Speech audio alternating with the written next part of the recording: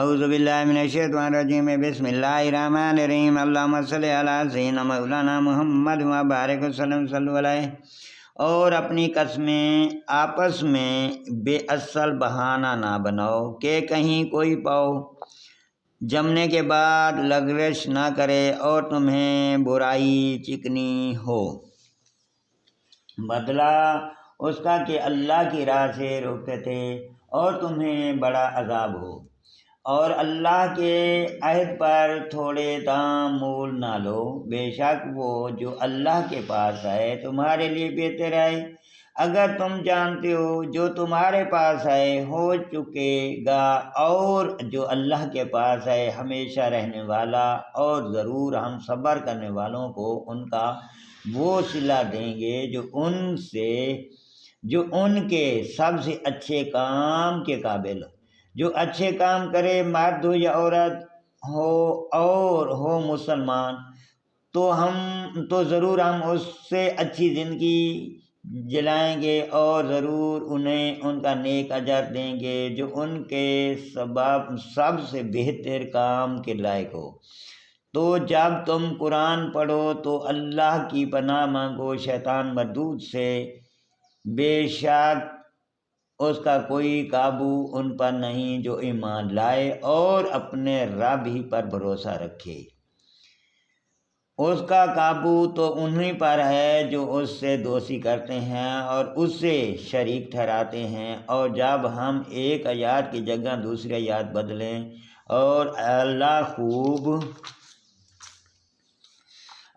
جانتا ہے جو اتارتا ہے۔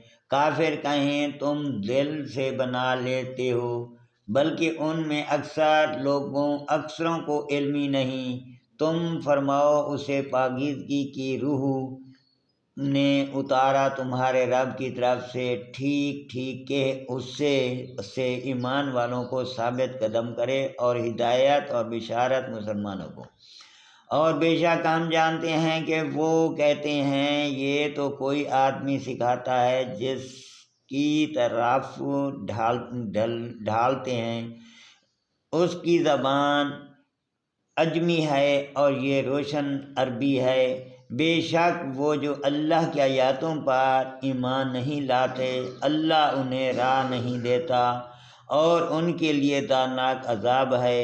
جھوٹ بہتان وہی باندھتے ہیں جو اللہ کی آیاتوں پر ایمان نہیں رکھتے، اور وہی جھوٹے ہیں جو ایمان لا کر اللہ کا منکر ہوں، سوا اس کے جو مجبور کیا جائے اور اس کا دل ایمان پر جمع ہوا ہو۔ ہاں وہ جو دل کھول کر کافر ہو ان پر اللہ کا غضب ہے، اور ان کو بڑا عذاب ہے۔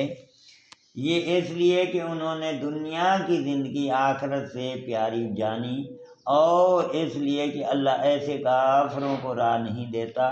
یہ ہیں وہ جن کے دل اور کان اور آنکھوں پر اللہ نے مہر کر دی، اور وہی غفلت میں پڑے ہیں۔ آپ ہی ہوا کہ آخرت میں وہی خراب ہیں۔ پھر بے شک تمہارا رب ان کے لیے جنہوں نے اپنے گھر چھوڑے بعد اس کے ستائے گئے، پھر انہوں نے جہاد کیا اور صابر رہے، بے شک تمہارا رب اس کے بعد ضرور بخشنے والا مہربان۔ جس دن ہر جان اپنی ہی طرف جھگڑتی آئے گی، اور ہر جان کو اس کا کیا پورا پھر بھر دیا جائے گا، اور ان پر ظلم نہ ہوگا۔ اور اللہ نے کہاوت بیان فرمائی، ایک بستی کہ امان و اطمینان سے تھی، ہر طرف سے اس کی روزی کثرت سے آتی، تو وہ اللہ کی نعمتوں کی ناشکری کرنے لگی، تو اللہ نے اسے یہ سزا چکھائی کہ اسے بھوک اور ڈر کا پہنایا، بدلہ ان کے کہ